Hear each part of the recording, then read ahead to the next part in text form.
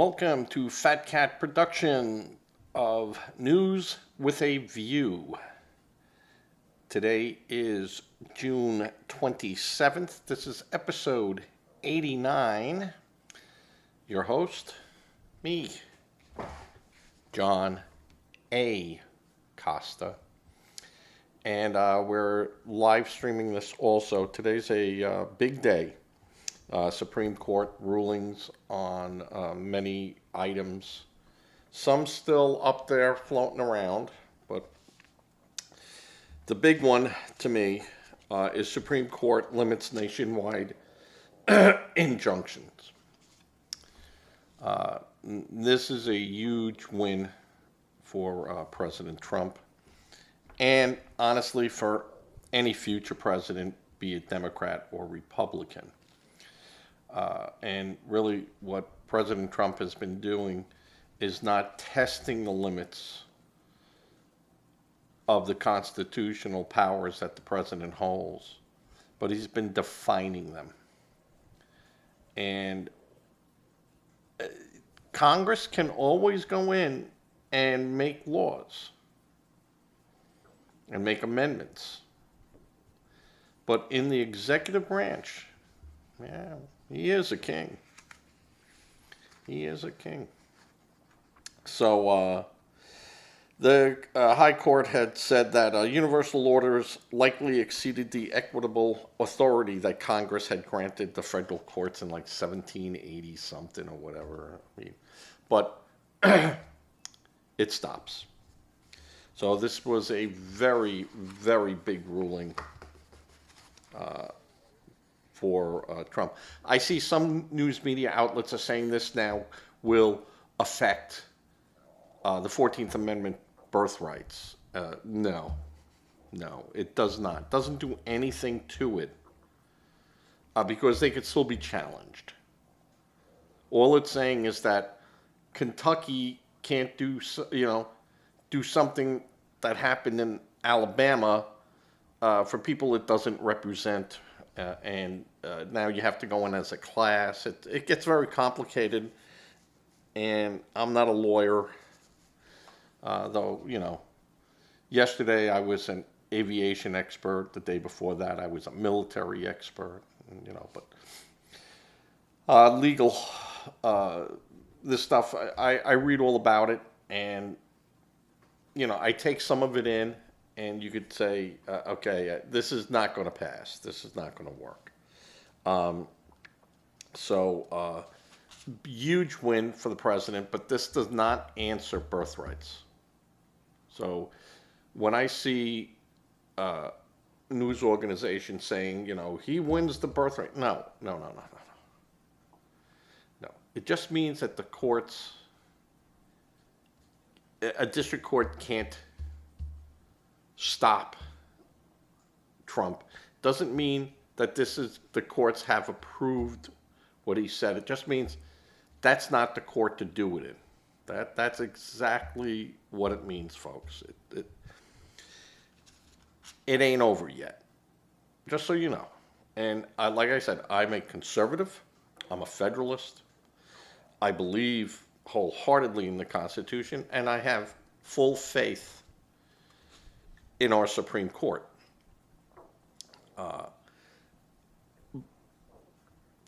This doesn't stop people from challenging the president. It's just the district judge can't do it. So, and it's much easier to go through a district judge than it is to go through a higher court. More hurdles, and it takes longer. And most of those judges are going to go on a lot of these issues, except the birthright. That has every right to go up to the ropes. Every right. This should have been very simple, and it was very simple. No, district courts don't have the right. So the next big one was Supreme Court sides with religious parents who want to avoid LGBTQ books, plus books in public schools. This is a big win for parental rights. And this opens the door to say in states like California, where an 8-year-old can go to a teacher and go, I want to be Billy today, and you know, I know I'm a girl, but I want to be a boy, and they start carting her off without parental approval. And that's what California says they can do. They don't have to inform the parent.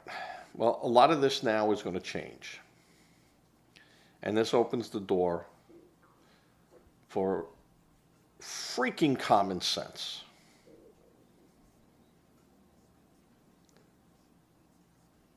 What has been being done with the LGBTQ in public schools has been so insane and deliberate brainwashing of children. Now, I have nothing against LGBTQ. It is your right. But I also have rights to say, I will teach my children things of a moral issue. And to me, it is a moral issue. And I could teach my children that in our belief that this is wrong. Excuse me. But in their belief, they believe that you can do that. And we have to respect one another.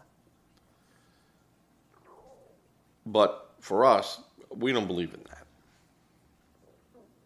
You have a mommy, you have a daddy.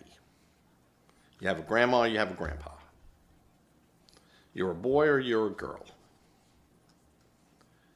That's simple.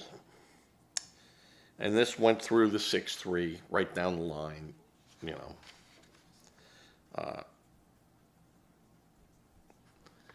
And the schools must allow opt-outs while the legal challenge continues. So again, this too is not over yet. In another ruling by the Supreme Court, and this was yesterday, the Supreme Court installed a tighter timeline for the removal of migrants to challenge their deportation as part of its decision on Thursdays in a case involving a Jamaican immigrant who had tried to avoid being sent back to his home country. So the Supreme Court sides against migrant in deportation case. The Supreme Court found that once migrants receive a final order of removal, a 30-day window for them to seek review of that order is triggered. The ruling was roughly a 5-4, with 3 liberal justices dissenting and Justice Neil Gorsuch joining most of the dissidents. So, very narrow win, 5-4. But that is the ruling now. This next Supreme Court case that I'm going to touch upon, the Texas age verification for porn sites. And I said in yesterday's program, they ain't going to win that because no one's rights are being violated. Free speech is not a violation in this case, because to get access to the porn site, all you have to do is prove your age. I have to do the same thing if I buy liquor. I have to do the same thing if I buy a lotto ticket. I had to do the same thing at a movie theater. So this is not a big jump here. It has nothing to do with free speech. It had everything to do with minors' accessibility to things they shouldn't be doing, like underage driver, underage drinking, underage smoking. I mean, this had nothing to do with free speech or anyone's rights. Your rights as an adult were not being taken away from you. They just wanted to see some form of, identification. My problem, you say that in one big breath. Who am I giving my identification to?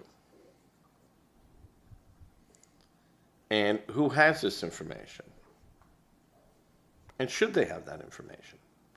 So if they go, well, we give you a universal ID that you have proven your age to go on these sites, and now my information is stored somewhere that, hey, this guy goes on sites. That's that tracking them. Let's see where he goes. Teenage enema nurses in bondage, hot and saucy pizza girls, they deliver. Hey, what is this guy watching? I see more of that. Now, again, Supreme Court does not guarantee you privacy rights.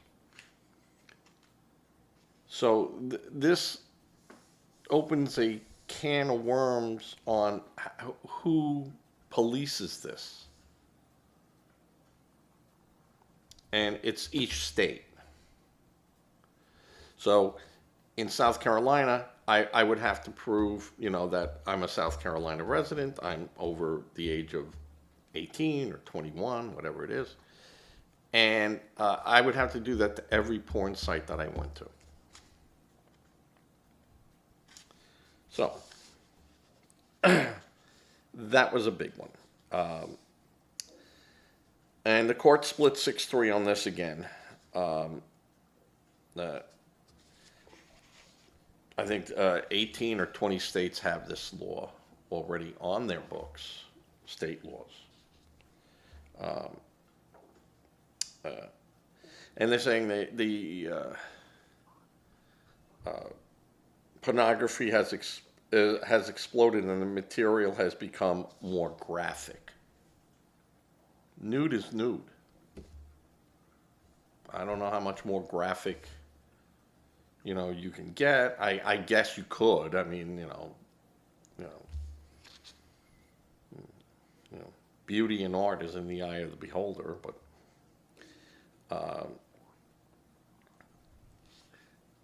this was a case I knew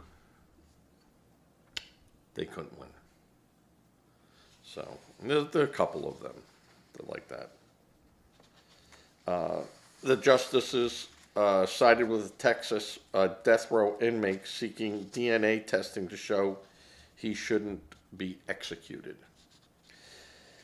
And this Thursday, death row inmate Ruben Gutierrez gives him a potential path to have evidence tested that his lawyers say would help prove he was not responsible for a fatal stabbing of an 85-year-old woman during a home robbery decades ago. And he said his lawyers have said there was no physical or forensic evidence connecting him to the killing and that he was not a major participant in the crime. 2 others were also charged in the case. Well, not a major participant. The driver of a getaway car is just as guilty of a bank robbery. Now, saying that, he might say, you could keep me locked up in prison because I was part of that group, but I was outside guarding the door. Or I was going to drive them away afterwards. So, I didn't have anything to do with the killings. Now, the difference is if he went with these people and in the car they're all going, yeah, we're going to kill this old lady if she don't give us the money. And she had $600,000 allegedly in her mobile home because she didn't trust banks, and these people found out about it. And the if that was the case, where he said he knew they were going to kill her, yeah, you get the needle. So I don't know what the case was. I didn't look it up, you know. And when I don't look it up, I tell you I don't look it up. I'm just saying that if he was just a casual observer to it, and they had no idea that this was going to take place, well, all right, you're just as guilty, but you didn't murder. You get a life sentence. I could see him going that route. Supreme Court rules: states may deny people covered by Medicaid the freedom to choose Planned Parenthood as their care provider. Well, that's a skewed thing. There's other providers you can go to. But in South Carolina, the state does not have to give money to Planned Parenthood, regardless, providing a service or not. So these people will have to find a new place to go to for their whatever. Whatever they were doing at Planned Parenthood, they can go elsewhere and the state will pay for it if it's a legal, legitimate, blah, blah, blah. But they can't go to Planned Parenthood. They're not going to pay Planned Parenthood because the money isn't segregated to say, we don't know if you're using that money for abortions. We're not going to pay for it. And Planned Parenthood, who says that only about 4% of their budget is used, but they won't show it. They won't break it down. So they don't have to give it. And the court said the state doesn't have to do it. And, that meant Planned Parenthood, a longtime target of conservative Irish ear, would no longer be reimbursed for any type of care for Medicaid patients, preventing Edwards, who was suing on behalf, saying that she was being denied her choice from transferring all her gynecological care, that office that she had hoped to do. So she was in somewhere else. She wanted Planned Parenthood to do it, and she wanted the state to pay for it. They argued the state was violating the federal Medicare and Medicaid Act, which Congress passed in 1965, by not letting Edwards attain care from a provider of her choice. The decision could have far-reaching consequences. Arkansas, Missouri, and Texas have already barred Planned Parenthood from getting reimbursed by Medicare for any kind of health care, and more states can follow. So it's a losing proposition. And South Carolina took it to the Supreme Court. The other states just didn't. No one challenged it to the Supreme Court. They probably challenged the state and so forth. And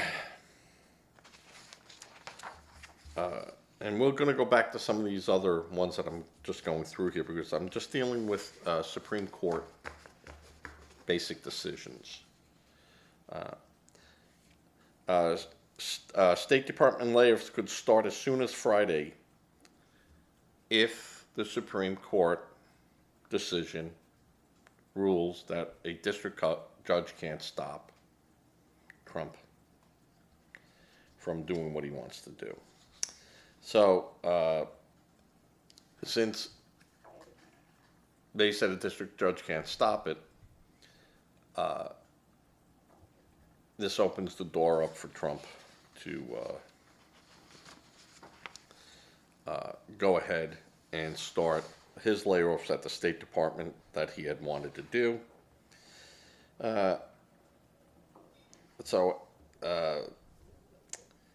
AFSA President Tom Yard or Gertie, yes, Gertie. Unless the Supreme Court intervenes, the department is legally barred from taking any action outlined in the reorganization plan. Not true, because the courts already now have lifted that. But a senior State Department official told CBS News AFA's statement is false and the department has no plans to violate a court order. So, the handwriting's on the wall. You could tell by the ruling so far that they tried to stall Trump. And in January, February, March, April, May, June, in 5 months, Trump has punched his way through. Now, the 14th Amendment birthrights, I said that, the district court decisions and stuff, that Trump would win these. Those were winnable. The 14th Amendment is winnable too. And I think a lot of people are going to be upset because they don't understand, and they say the wording is very clear. People born in the United States. You got to go back and look at what the intent of that was. And when people say, well, the words of the Constitution, blah, blah, you got to look at what the words were and what the intent was. And I said, that's how Bill Clinton danced around it. The word it, the way you and I might use it, would be totally different definition of it in a legal document. So,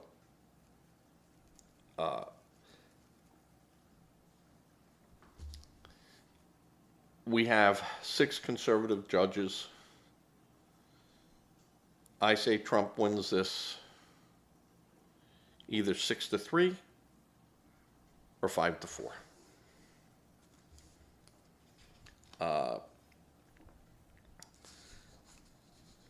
But that's just me going there. Now, the other thing today, GOP senator calls for Senate parliamentarian to be fired after ruling against Medicaid cuts. And Senator Tommy Tuberville, Republican from Alabama, on Thursday called for Senate Majority Leader John Thune, Republican South Dakota, to fire parliamentarian Elizabeth MacDonugh. Elizabeth MacDonugh, as soon as possible after she delivered a major ruling against a Republican proposal slashing hundreds of billions of dollars from federal Medicaid spending to help pay for President Trump's tax agenda. Now, a lot of people had no idea there was a parliamentary person that could overrule the Senate and bills coming before it. Now, he called her the woke Senate parliamentarian who was appointed by Harry Reid and advised Al Gore. Struck down the Medicare part of the budget proposal. And he said, this is a perfect example why Americans hate the swamp. Well, number one, my main question would be, when they were doing all this stuff and proposing it all, not that they need to run it through the parliamentarian, But did they ever say, did they tell the average American that there was such a person? I mean, I knew it, but I had figured, all right, they must have greased the wheels here. Because, you know, they weren't taking it so far. Now, this could also have been politically thought out. We could use this as a win-win situation. If MacDonugh had not thumbs downed it, it goes through, straight line vote, bang, it's done. If it's killed by this, then the president gets to say in the Senate, we wanted to pass this, but this parliamentarian, and that's the problem when they did this. We don't have a parliament. We have Congresses.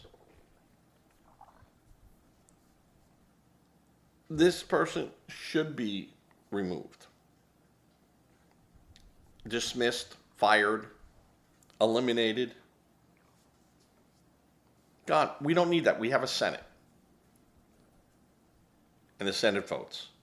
And if it votes blue, it votes blue. If it votes red, it votes red. That's the way it works. It's not a, you know, one person gets to decide everything here. And I said that back then when this was done. Back in the day. I go, what are they doing? You know, and you'll have them to go, well, she's doing exactly to stop this from happening. What? The will of the people who voted these people into offices? I didn't vote this person in.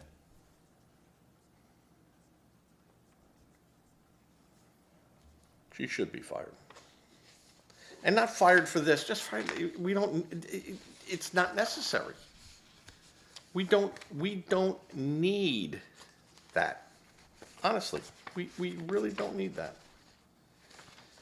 Now, let's go back to the nationwide lifting of the injunctions.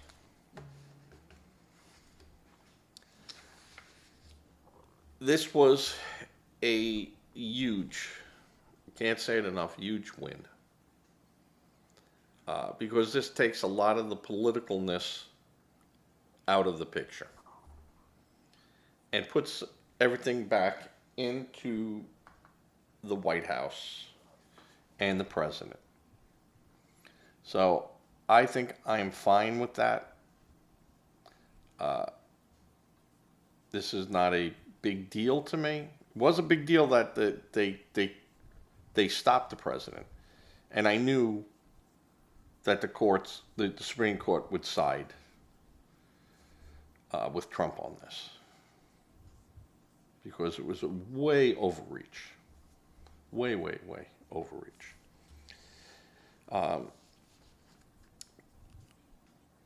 See, the LGBTQ issue got there because the states wouldn't intervene, you know, and to the county levels, because the counties, the towns and stuff, they run their schools. And they refused to intervene. And this went up the ladder and went up the steps. And now there's a ruling. And this ruling is just going to get worse for the LGBTQ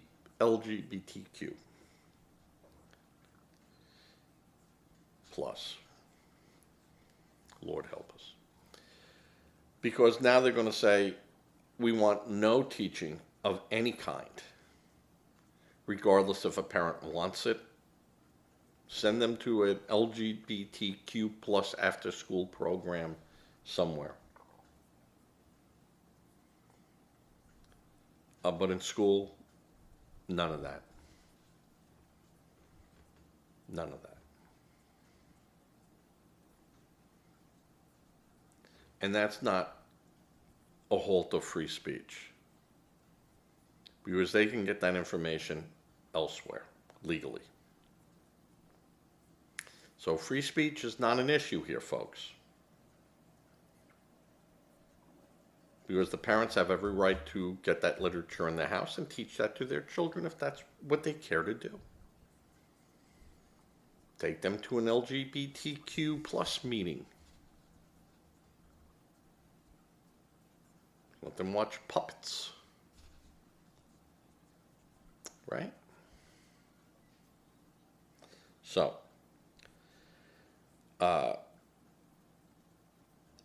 great ruling. Common sense. These are common sense. The injunction thing was law. This is common sense. Absolute common sense. The Supreme Court sides against a migrant in deportation case. I'm still confused on some of this stuff because there's not too much. There's not too much on the books to go to other than what's on the books for a citizen or a person who is documented, or a person who is documented and then deported. And if you want to look that up, you could look up Lucky Luciano. Okay? He was deported. Very famous case. And there were a bunch of other ones that were deported. But his is a famous case. And for good reason. I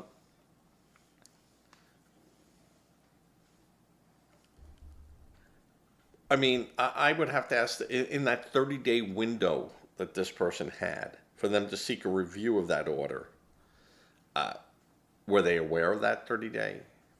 Was it made aware to them? Did he have access? If you're going to give them these rights, then you got to give them, everything. Now, as it stands right now, you don't have that right being deported.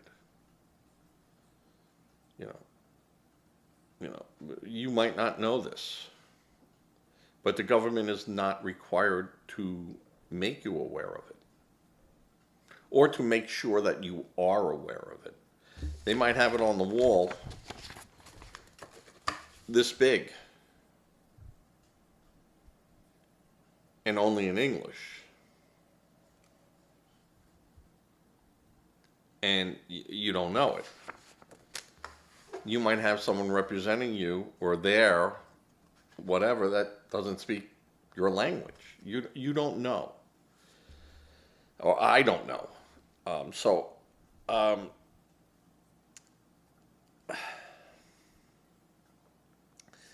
I would say that in this case, a Jamaican was here a while and he could speak English and he can read.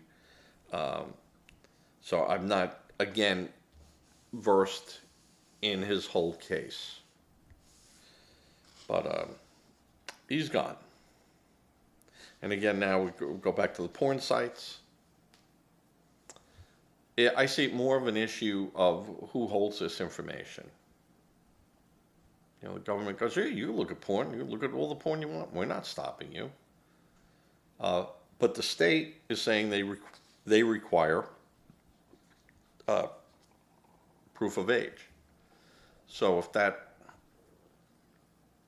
porn site gets a letter from the state of South Carolina saying, hey, Pornhub,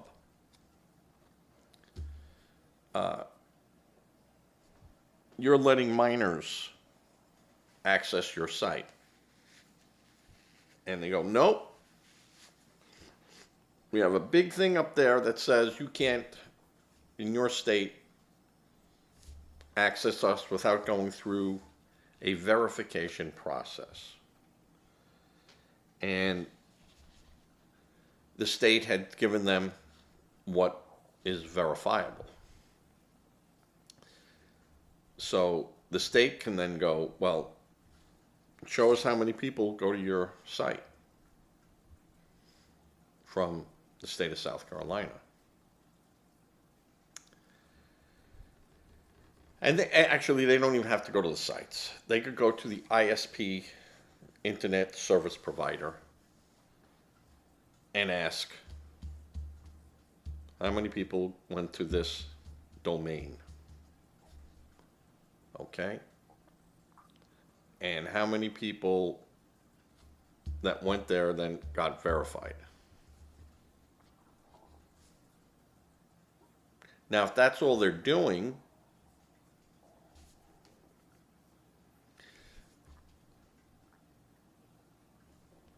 but then again, what is the site doing with the verification information? Are they just saying, I attest that using this computer, I'm 21 years of age or older, and I click yes,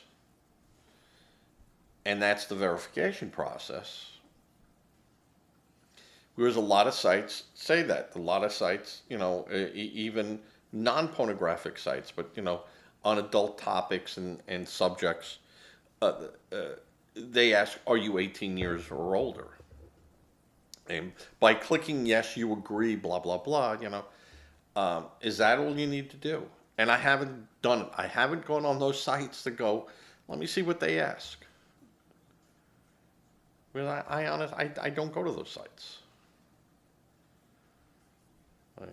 Why? But again, you can if you want. If you're an adult, have at it. You just have to prove that you're 21 years of age or older. And how do you do that? Driver's license? I got to give him my driver's license. I got to take a picture of it and send it to him. I don't know. I'm thinking of using my. I have a program, and I'm not they're not a sponsor. I don't get anything from them. But Avast has a scratch pad or sandbox. We used to call it scratch pad back in the day. A sandbox where I could go in there incognito and get on a site and not have it bounce back to me. It always goes back to the ISP service provider. And there's ways for them to trace it all the way back to me. But it would have to go through them, and, it's a long, drawn-out process, but it's doable. I just want to know what they're doing with that data. Who's collecting it? Who's verifying it?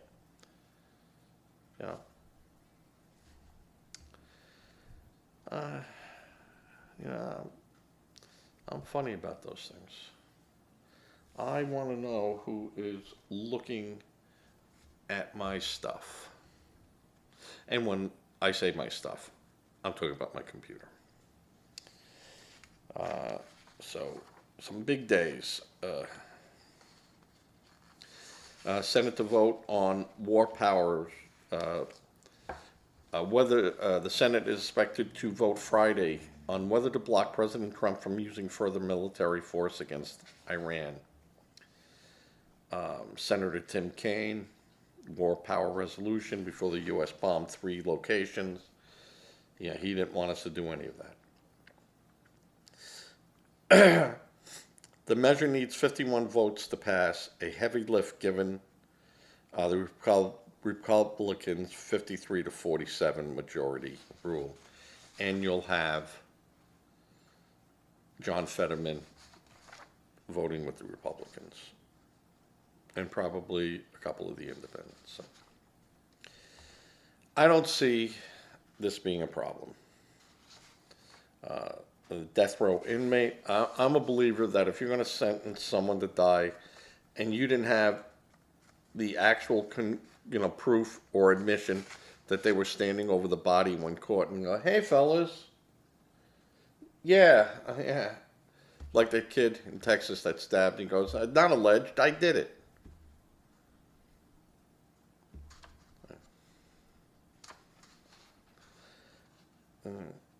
So, but if and I say this in life and death cases, yeah, I want to make sure.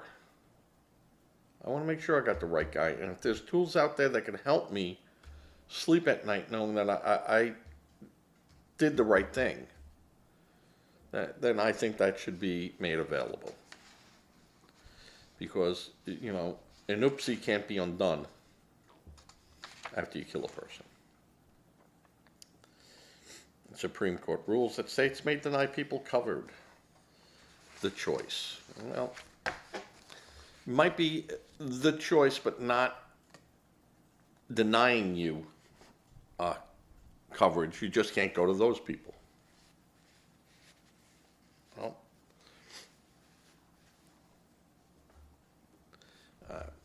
if I'm paying for it, I have a say. So, as far as State Department layoffs, I mean, if you read in the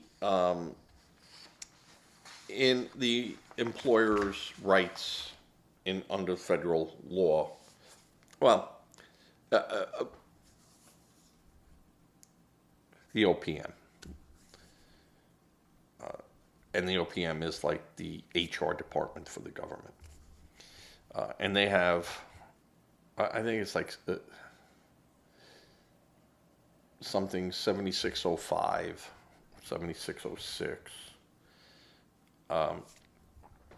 which is management's rights.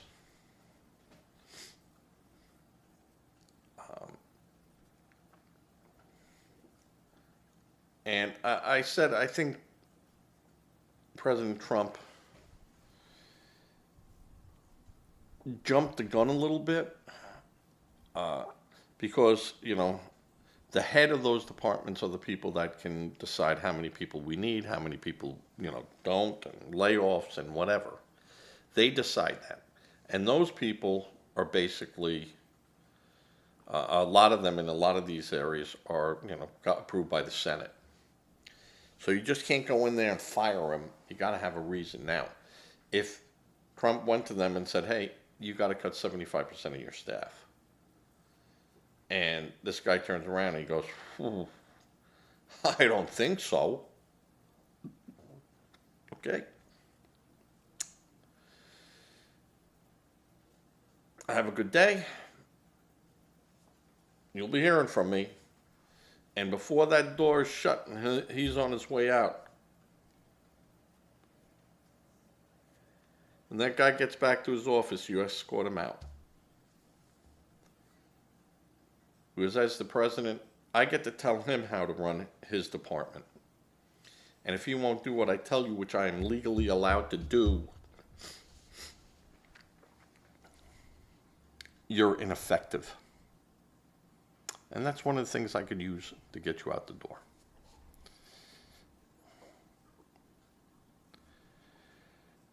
Now, a lot of these heads of these departments and agencies, you know, said, hey, listen, they're covered under a collective bargaining agreement. There's a protocol that we must follow. And, you know, the union has the right to question us on it and find out why, and why 75? Why not 99%? Why not 2%? Give me a reason. And that reason might come back because that's what I want. Well, there's also a clause in the contract that says, you know, ambiguous or disingenuous, capricious, arbitrary and capricious. So, if you just said because I want it, that's arbitrary. And that could be 4. And that could be 1. So you have to give a reason why. But at the end of the day,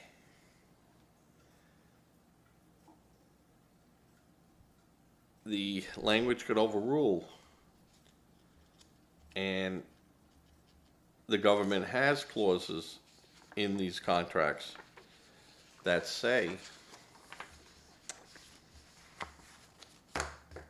even for convenience, they can null and void a contract for any reason, including convenience. Now, a collective bargaining agreement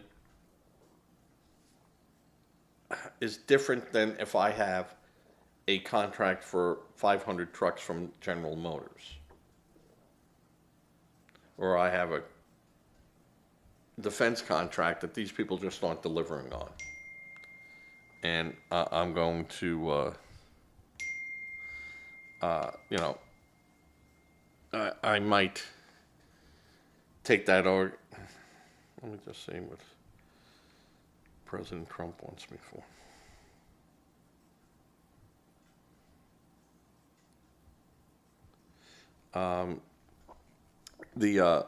The fact of the matter is that they can exercise that right. But under collective bargaining agreements, they might have to go through the NLRB, National Labor Relations Board, which he's also decimated. So, you know,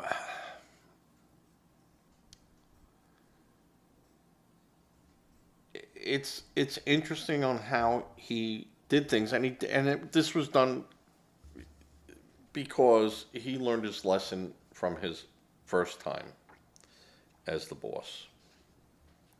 Is that if you ask for permission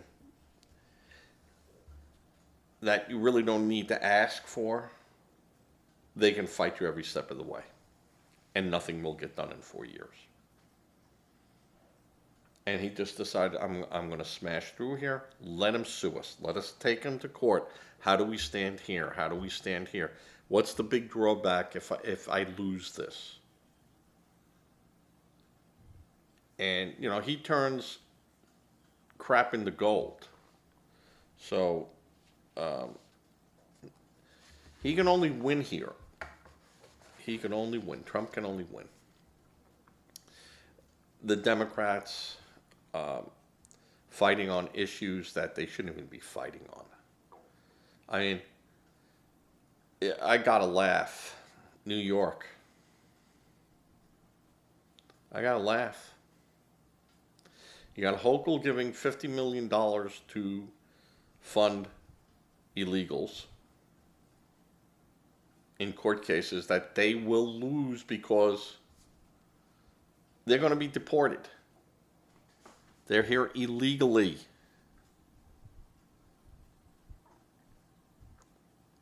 So you'll take them through 30 days, 60 days, 90 days. Day 91, they're gone. And you threw money at what? Law firms that, is there a connection back to you anyhow? Any one of your family, any one of your donors? So I can't understand what she's doing. And then you have New York City, where now you have a Democrat running, and you have to have 4 independents running who were Democrats that didn't get on the ticket. And then you'll have a Republican.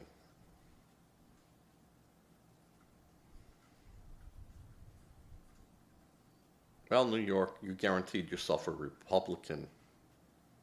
Unless right before the election you tell everyone, no, vote for the communist. Not going to work. You're going to be out there collecting money and then turn it over to someone else or pocket it or do whatever. Not going to happen. Not going to happen. And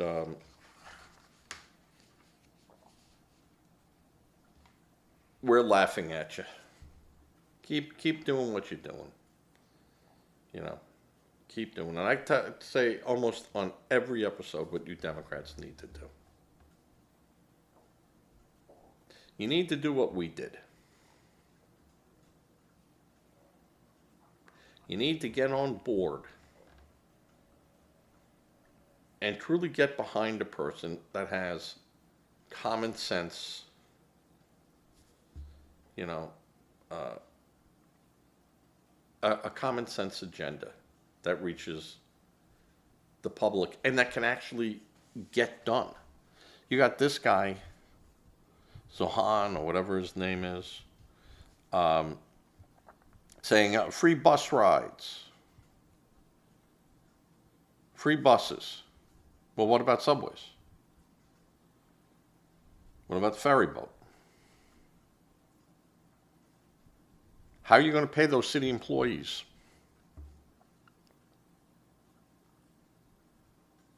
How do you do all that? By getting rid of the police? Because he's a defunder. He wants to defund the police. So, I think you better look very carefully at these guys. You know, he says, I want, you know, rent. You can't raise the rent. I want government-controlled shopping centers.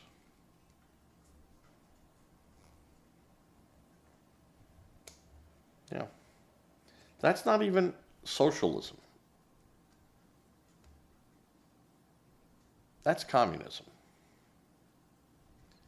And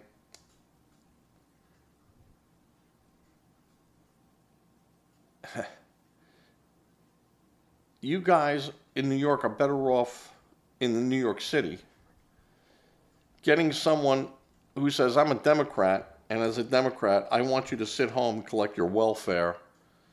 We'll fight for your EBT and medical. We'll have all that stuff for you. And you can just sit home. Because even in a communist land, you got to work. You might only make one light bulb a day. And there's no incentive for you to make 50 light bulbs in a day.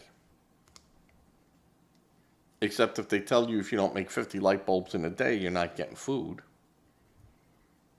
And you live in the woods. And no one's allowed to help you. Because that's what communism is, folks. Everyone's employed in a communist regime.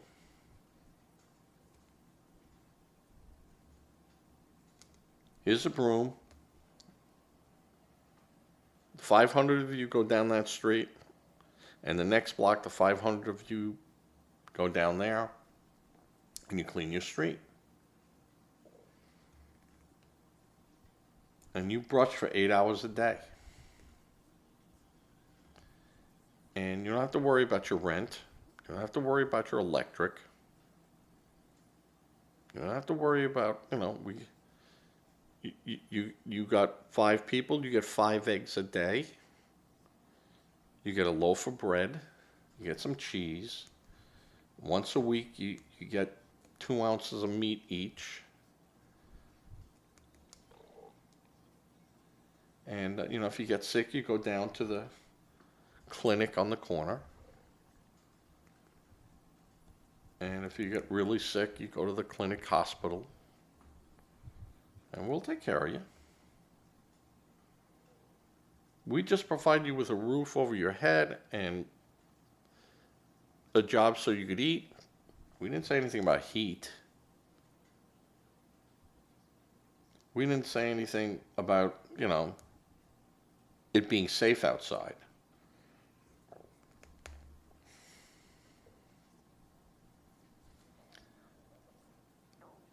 You got to look at the big picture. And they don't, because they're not used to looking at the big picture. These people are just used to being, you know, where is it? Gimme. I deserve it.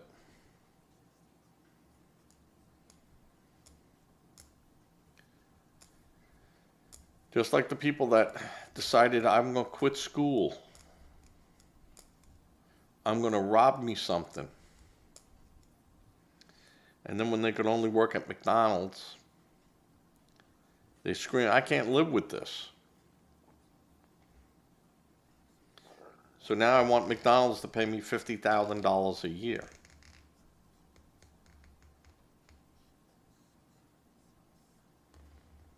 A livable wage.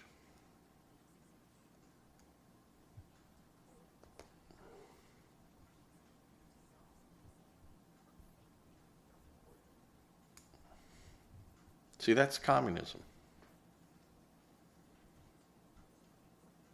There's no motivation. Just like I said, you get paid whether you make 1 light bulb or 100 light bulbs. Doesn't matter. There's no incentive. Doesn't get you anything. So,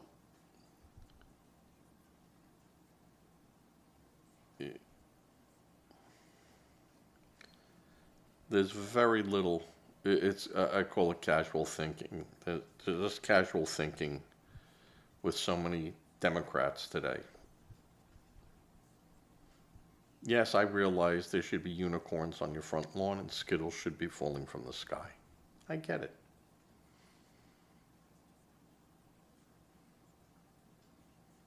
You had Harris pushing hopes and dreams. No answers. Hopes and dreams. You want hopes and dreams? Go to a racetrack. There's plenty of people there that have that same feeling you have. Hopes and dreams.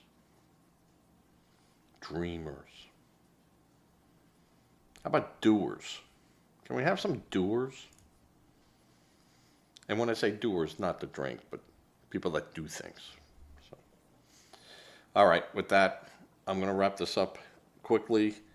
I might have another show this evening if there's more stuff coming out and I can dig down deeper into the Supreme Court and basically see what other avenues open up because of that. And there's a lot of people, like I said, who are screaming, this gives Trump birthrights, and I go, no, it doesn't. Stop. Relax. It doesn't. Gets him closer to it, but it didn't give it to him. There's no decision yet on that. And I doubt if one would come out today, though you never know. Could be 3 o'clock decision. We're gone for a month or two, whatever they justices shut down from the month of August or July and August. We shall see. All right. With that, I am going to say, I am going to go to black here. Donate to a charity of your choice. You reach out to that charity. That charity should never reach out to you. Don't be a victim helping a victim. If you can, give to a food bank. That's really helping people, and it has immediate results.